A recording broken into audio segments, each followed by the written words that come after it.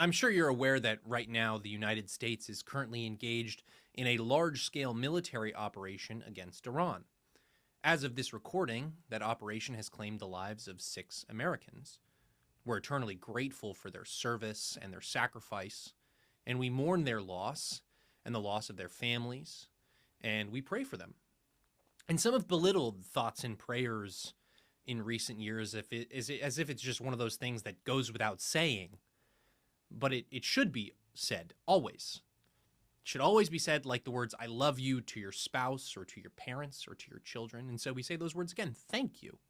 We're thinking about you and we're praying for you. And while the safety of our armed forces and American citizens in the Middle East is top of mind at this moment, we're not going to be talking about the war on this show today, like I'm sure many of you were expecting. Because I haven't been particularly shy about sharing my views on foreign policy, whether that's under the Biden administration or the Trump administration, no matter how unpopular those views might be at the moment with the power brokers in Washington, D.C. And there will be plenty of time for talking about the war, given what President Donald Trump, Secretary of War Pete Hegseth, and many others in the administration has said about the duration of the campaign. We'll have time to talk about it.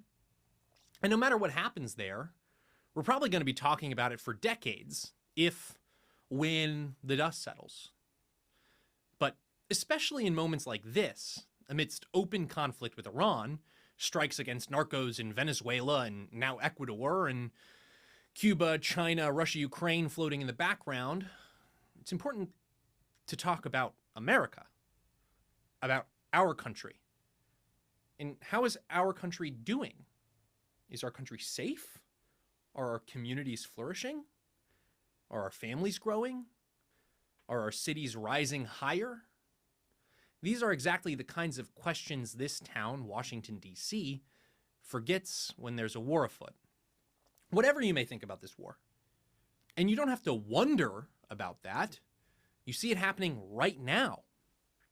In the weeks leading up to the war in Iran, Senate leadership was under immense pressure to pass the Save America Act, a great bill that would require proof of citizenship to register to vote and require nationwide voter ID.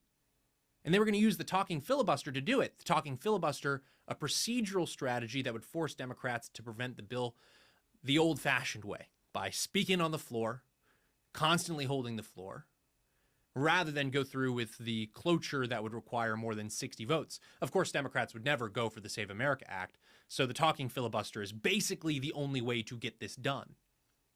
And Senate leadership was non-committal, but it was under immense pressure from the president, from the House, from the grassroots to get this done. And it's an 80-20 issue, after all, voter ID and proving that you're a citizenship to register to vote.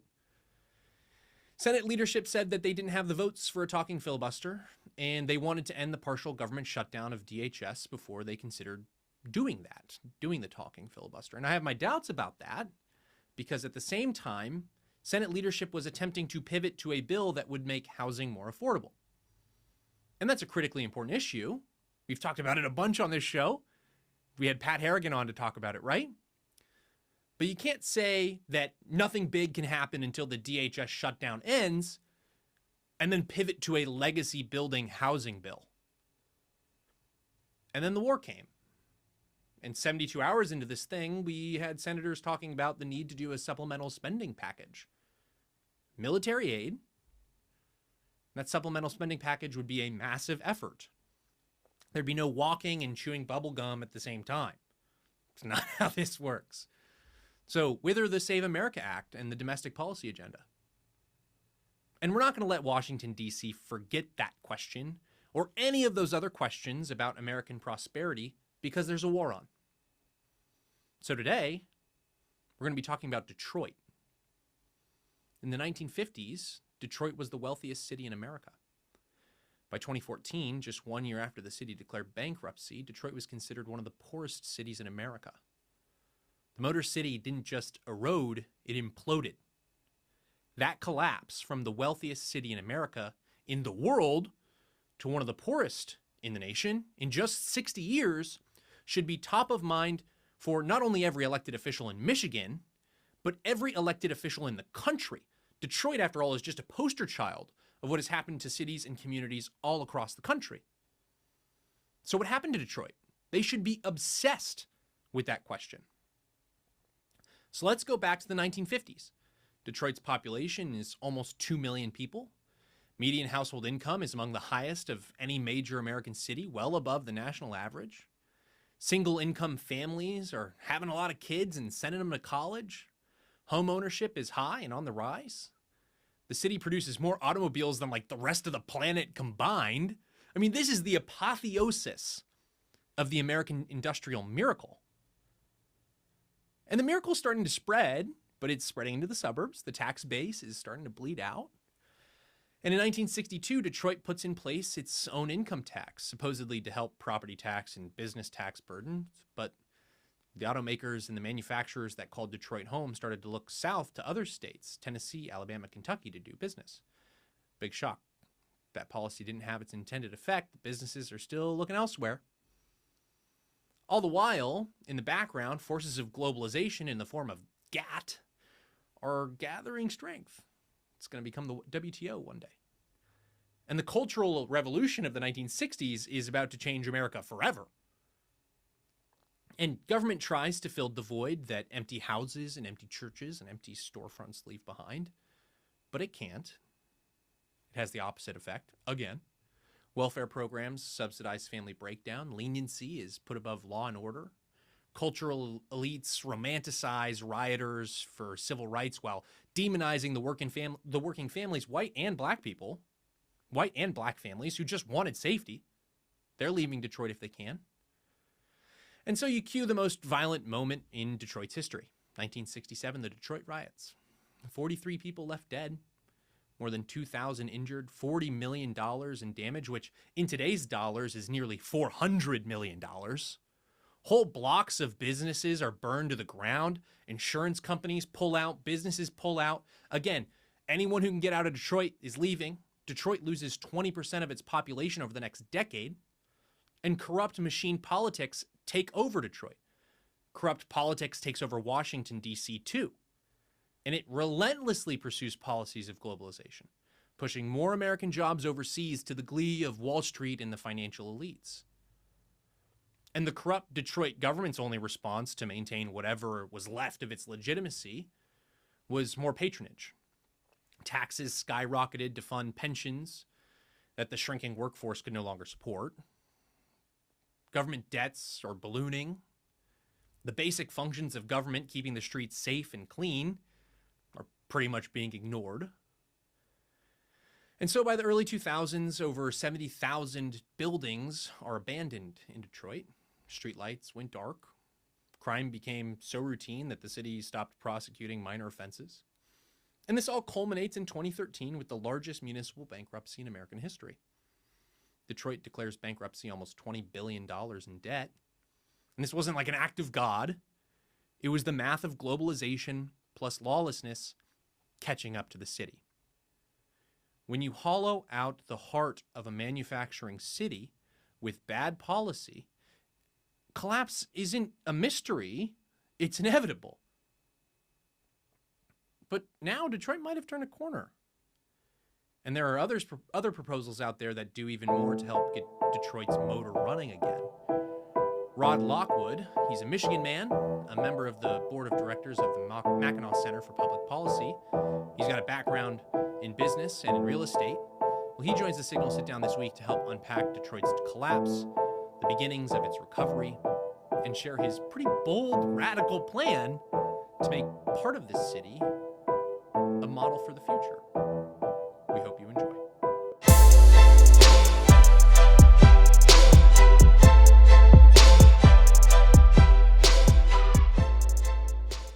Thank you so much for tuning into the Signal Sitdown, but before we get to the interview, we'd love it if you'd hit that like and subscribe button on YouTube, Spotify, or wherever you may be joining us. And please remember to give us a 5-star review because we love your feedback. Remember, it's your government, and together we'll expose how it really works and how to affect real change.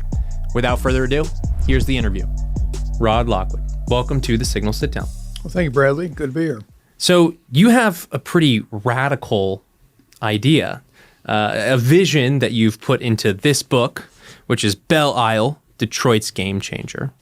Our audience might not be familiar with Belle Isle, and they might not be familiar with your radical plan.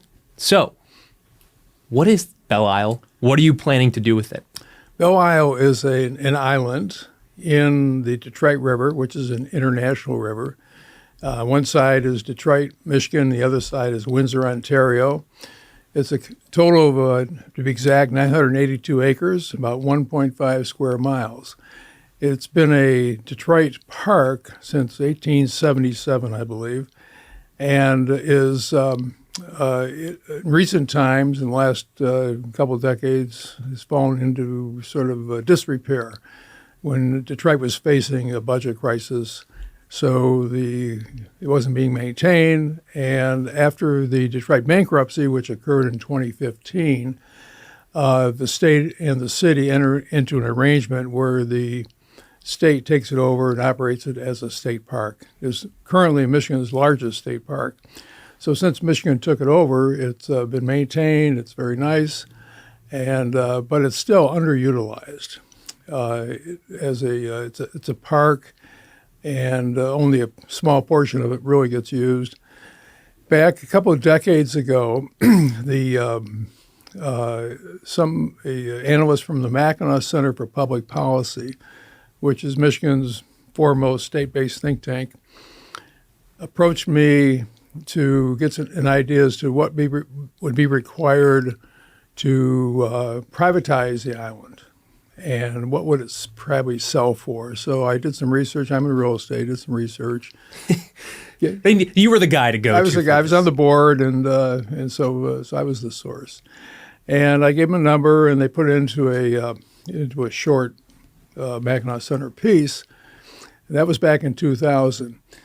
Well, fast forward about a decade, and I was perhaps seeking something to do in the evening after work, and I did some writing back in high school. It was got some awards and so forth, and decided to write a book, and like a short one. And so what am I going to write about? Well, the Belle Isle idea resurfaced, and so I wrote this novella, call it, because it wasn't a full book, 130 pages, and self-published it, hired an artist to do the covers and so forth, self-published it, softcover book, had no intention to really do anything other than get it out the door, so to speak. Well, I was shocked or surprised by the interest that this idea garnered from all over the world. I get contacted by the author P.J. O'Rourke. He heard about it. He comes into town, wants to meet me, wants to tour the island. We spend a few days together. And another gentleman who was really pushed me very hard, a fellow by the name of Hal Sperlich. Hal Sperlich is famous in the automotive circles because he is the father of the Mustang and the minivan and the K car. And at one point was president of Chrysler Corporation. Hal took a great interest in the idea once he heard about it. And he heard about it. It was still a manuscript. He said, let me write the foreword for the book. So, oh, great. I'm so invested. Yeah. Usually you're the guy who has to ask somebody else for the foreword. Right. Yeah, he asked to permission of me to go write the foreword, which he did and is in the book. So Hal thinks he thought the world of the idea. Unfortunately, Hal passed away in January of this past year, 2025. I've dedicated the book to him because it hadn't gone to print at that point. I was able to dedicate it to him. Hal became a great friend, and I really miss him dearly. But getting back to the idea, the idea is to purchase the island from the city for $1 billion. And then to put billions into the improvements needed, including a monorail, because my vision for Belle Isle is to have it be a walking city with a monorail for transportation on the island, and also to then get off the island via monorail to a transportation center on the other side of the river in Detroit. Sort of think in your mind's eye Disney World, transportation, center, Right. that kind of thing. Well, and it's fitting that somebody who's on the board of the Mackinac Center would say, let's keep the cars at a minimum. You know? Right. That's, I mean, you know, my family has some roots in Michigan too, and up in the Harbor Springs area, they had a property in Wequitansing, and I remember going up there as a kid and just loving it, going to see Mackinac Island and being like, this is something totally unique, and it's a style and way of life that doesn't really exist here in the United States, where you think of these massive urban sprawls, especially with Detroit. And you look at, you know, especially when you go overseas, you go to Italy or you go to different European countries, how everything's accessible and walkable. And there's not only a communal effect, right? It encourages people to interact with their neighbors more. Yes. Instead of staying in these mechanical Jacobins, as I believe Russell Kirk once called them. But it also like just improves your life. There's more silence. There's more still. There's more quiet. It's good for thinking. It's good for organizing your life around. Yeah, I like to really talk about the environment here that in the vision. You know, we talk about air and water as environmental concerns, but there's really more to it than that. There's the visual and the audio. And the vision here in Belle Isle, being a walkable community, would be serviced by the food delivery and the garbage trucks going the other way and so forth in the middle of the night. Let's say from 3 a.m. to 7 a.m. or something like that, with quiet vehicles while people are sleeping and so forth. So during the day, people are largely walking. They're interacting with each other. They're walking among beautiful buildings. One of the things we would do is to have really good architecture, not use the cheapest materials, but to try to go back to using natural materials and do it in the right way with great architecture and great planning. And by not having cars and trucks and honking and whatever, it'd be quiet. The only sounds would be people talking, maybe some dogs barking. Yeah.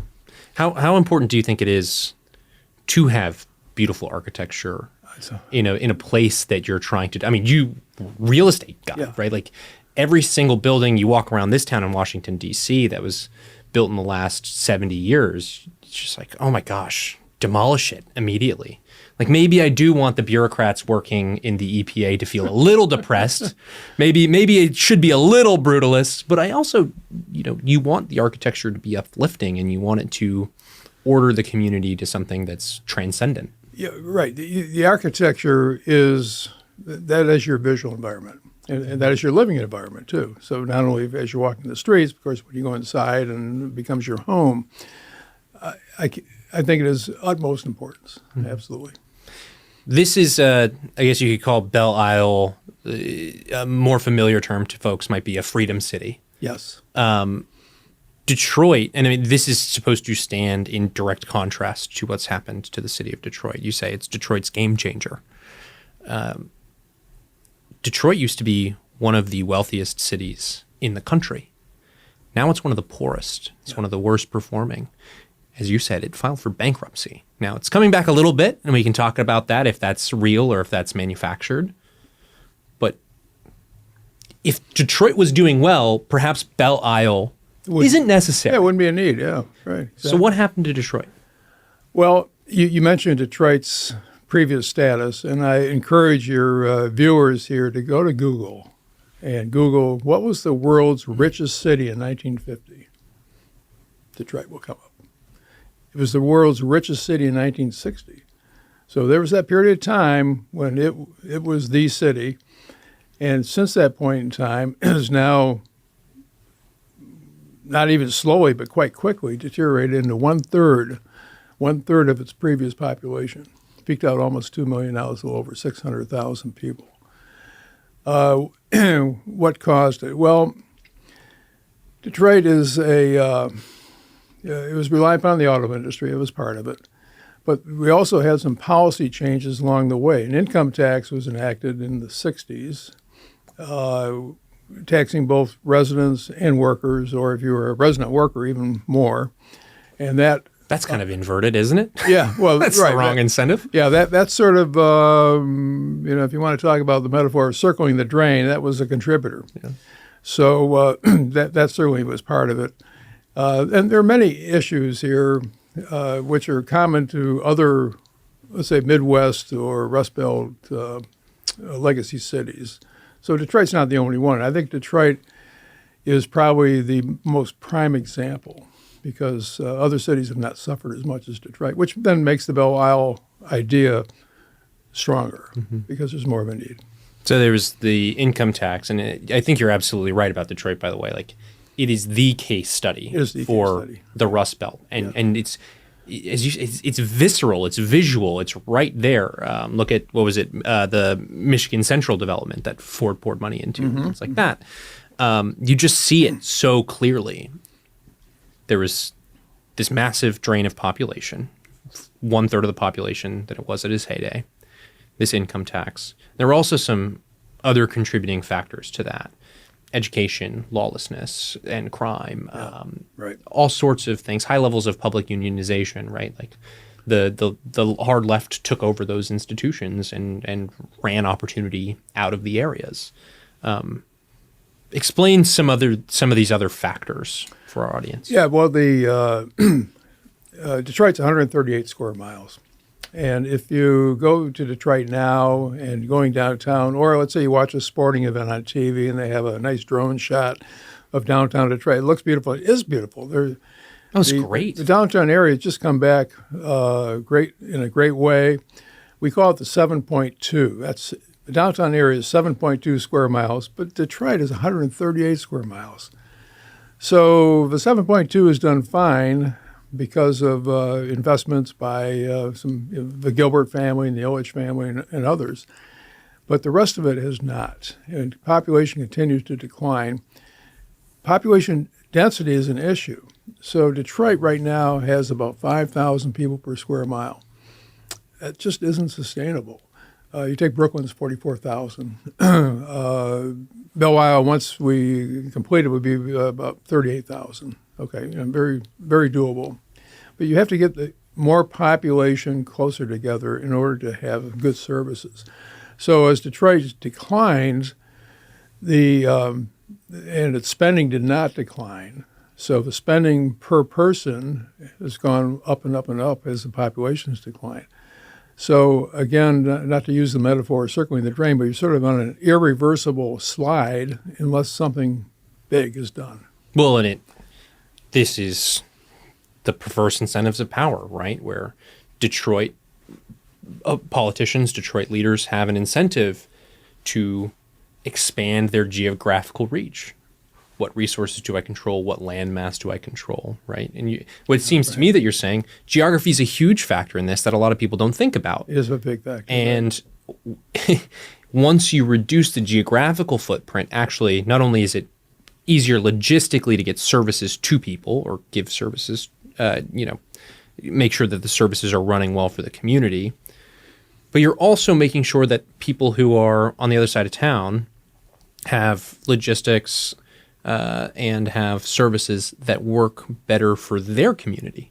It doesn't make sense, and I'm from LA, I'm not from LA County, I'm from Orange County, but very familiar with LA County, and that urban sprawl makes it very clear how difficult it is to maintain quality government services, to maintain a pretty uniform standard of living, which is what I think you would want for any type of city. And so breaking that up into smaller chunks, making sure that those cities or those municipalities or those communities have their own base of public support, have their own common understanding of what will be and not be provided, makes sense to me. Yeah, I believe that the idea of the walkable community for Belle Isle works in two ways. One is, I think that people, particularly of your generation, like to be in a walkable community. That they like to get out there and walk to the coffee shop. Cars are expensive. Yeah, cars are expensive. Rather make a down payment than buy a new car, right? Yeah, if you can use your legs rather than your motor, right? Okay. But the other thing is by not having cars on the island, and therefore the streets can be narrower. There's no surface parking lots, no parking decks, and so forth. We can achieve more population density than we would if cars were allowed. Now, I'm a realist on this. The plan would be to do the development in steps, discrete steps. So we'd start off with regular roads and cars and so forth, see if we do achieve the sales rate of the residents coming in that we expect. But once we reach that particular point, then we'll build the monorail, which is very expensive, by the way, and then move cars off the island. Mm-hmm. Well, let's talk about Detroit. Detroit is in the process of this mini comeback, potentially. Is it real? Is it fake? I'll let you answer that question. But, the Ford Motor Company, as I said, has poured a lot of money into the Michigan Central Station area to make it a little bit of an R&D hub. Beautiful. You mentioned some other folks who have poured some money back into the city, which is awesome. You don't hear many stories like that from around the country where people who made a killing off of great industry in that town actually want to give back to it and reinvest in a big way. This is Aristotelian magnificence that we're talking about. So where is Detroit at now? Is this comeback real? Is it a little bit overblown? What's going on? It's pretty localized. So on the comeback area, we have the Illich family, which made their money with Little Caesars Pizza. Okay, so and they own the Detroit Tigers, they own the Detroit Red Wings. They have put a lot of money into the downtown sports area. So now we have Ford Field for the Lions, we have Little Caesars Arena for the Red Wings and the Pistons, and the Red Wings for the Pistons, and Comerica Park for the Tigers. So it's all one area. It's really centralized. It's great. So cool. I was there just a few months ago. I went to a Lions Steelers game, and the inside of Ford Field is so cool with old factory wall in the back. Sure, It's so awesome. Yeah, it is awesome. Yeah, exactly. And then you have the Dan Gilbert, who is the owner of the Rock Mortgage Group. So Detroit is really the sort of the center of the online mortgage market nationally. So between these two families, a lot of money has come into Detroit. The 7.2 miles is really, really nice for sure. As you mentioned, the Ford has bought the old Michigan train station. They put a huge amount of money, maybe $500 million rather, into it. It's restored it back to its original grandeur. So a lot of good things have happened there. But in the past decade, from 2010 to 2020, Detroit has lost over 10% of its population. So it is not, from an overall standpoint, on the upswing, despite some of these good stories. I think I just read yesterday or the day before that there was and this relates more to Michigan, that Michigan was 49th out of 50th state as far as income growth. And Detroit still has a severe literacy problem and poverty problem. So if you're downtown, everything's great. If you're not so good. There's not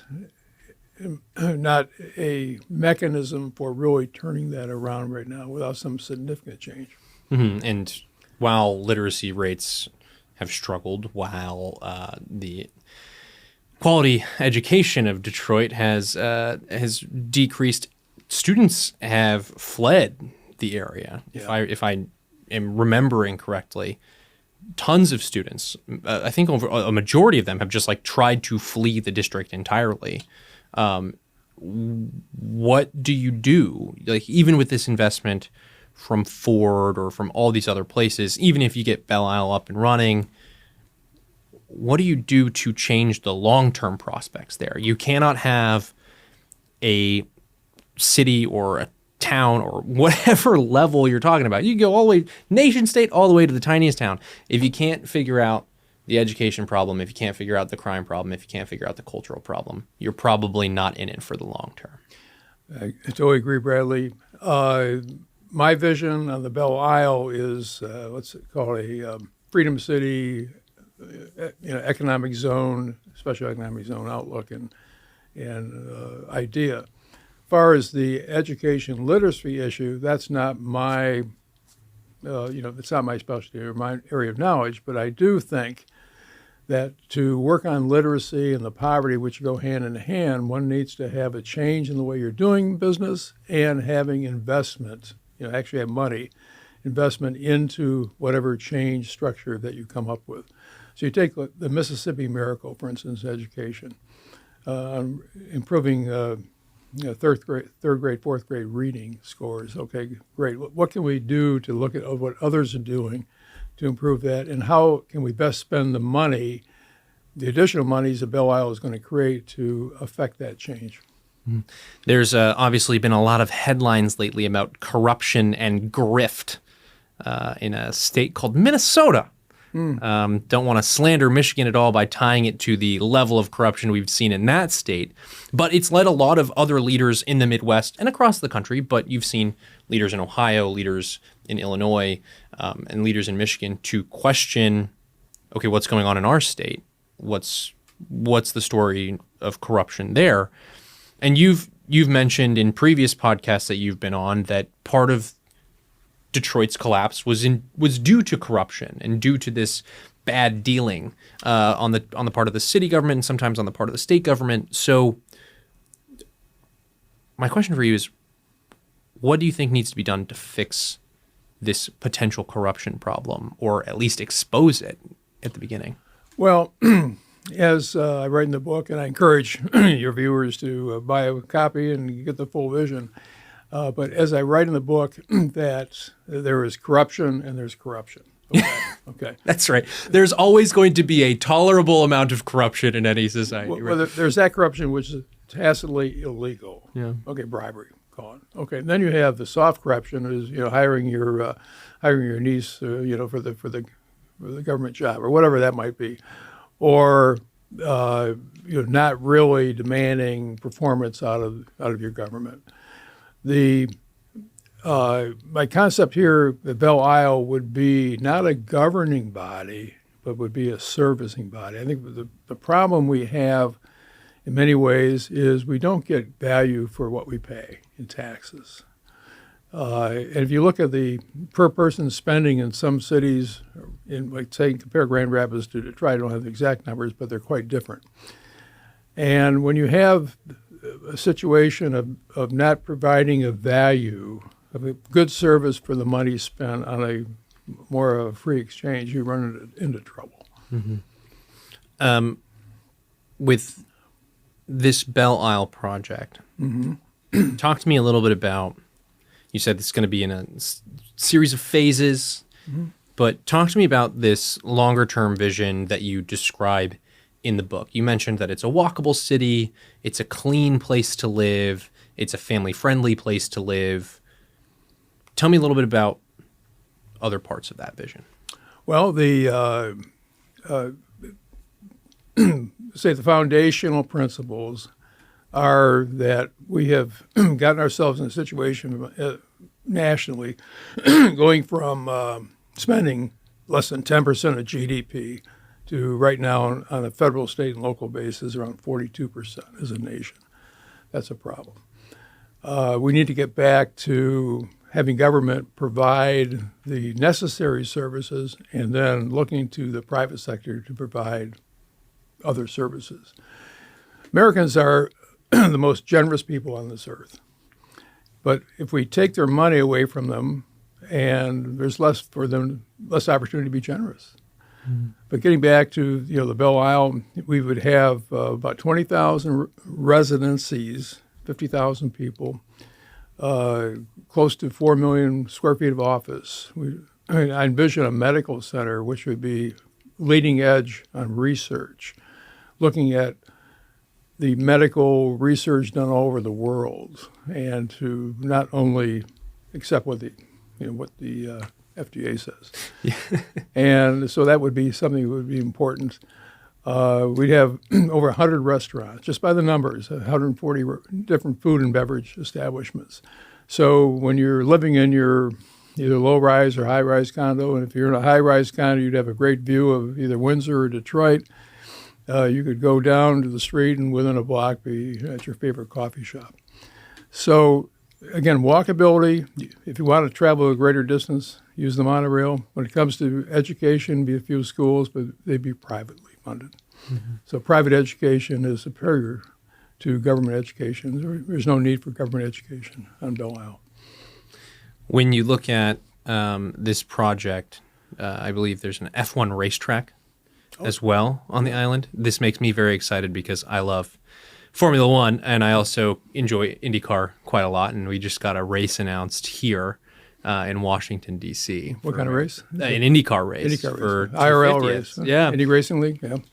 And this racetrack is part of attractions to bring people to the island, and it's like you kind of need to shop people into it and convince them that this is a place that you'll actually want to live Exactly. when Right, it's in its right. final form. Yeah, right.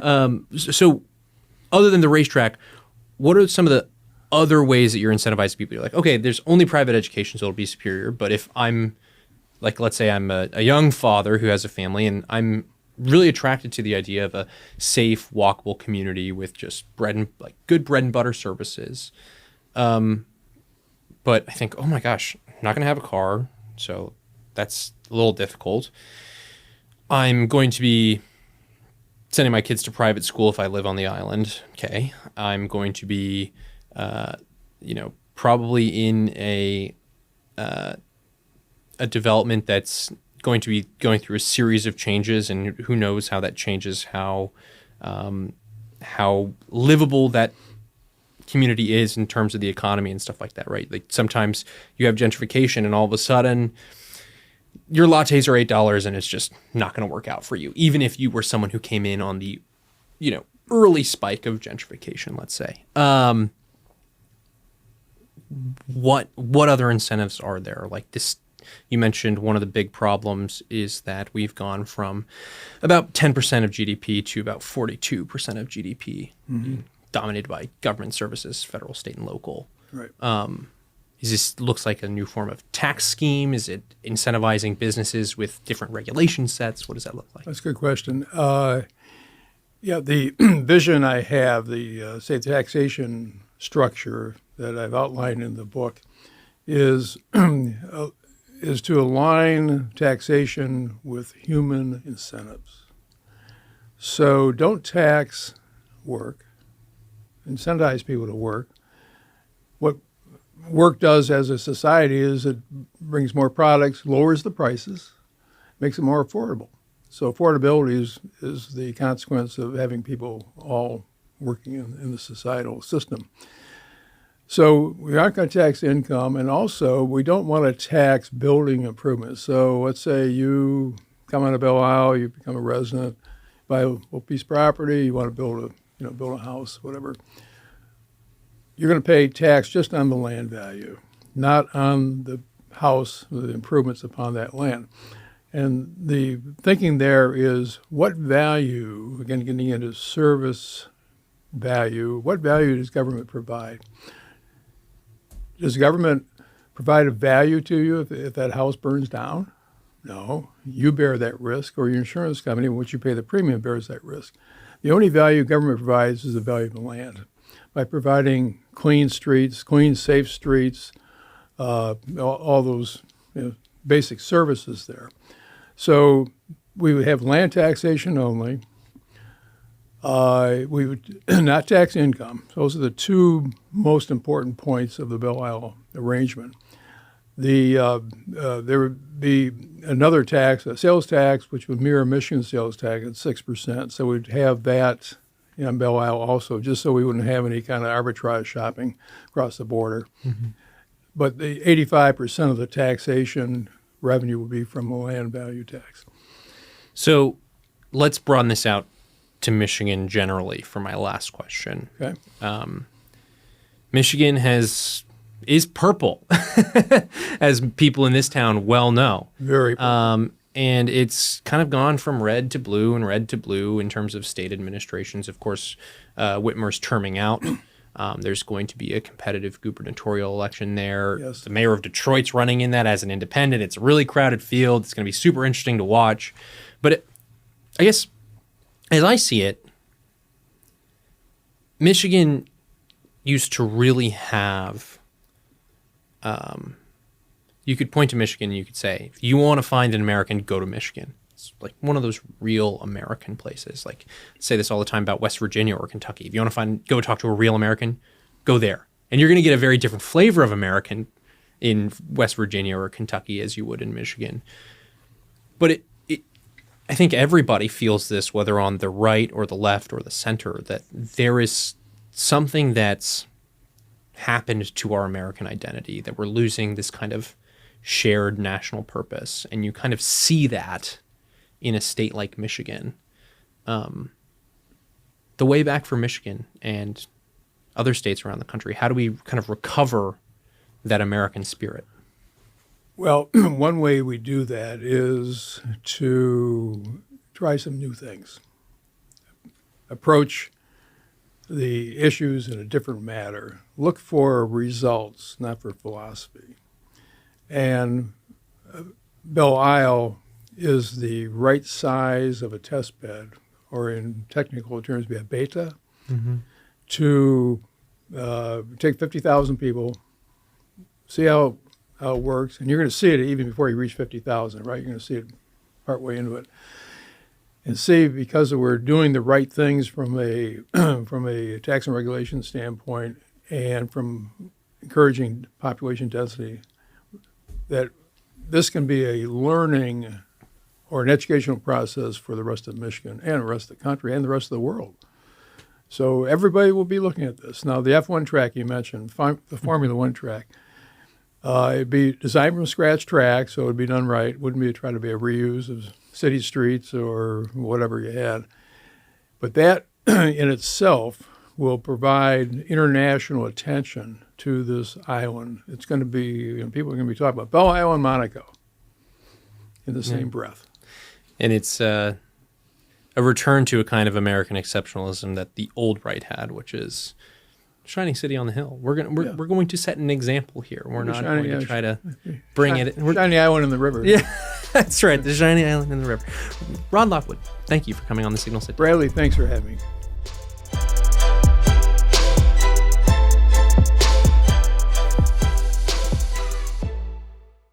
Thank you so much for tuning into the Signal Sitdown. Before you go, be sure to hit like and subscribe on YouTube, Spotify, or wherever you may be joining us. And please remember to give us a 5-star review. We not only love your feedback, but it really does help the show. Remember, it's your government, and together we'll expose how it really works. See you next time.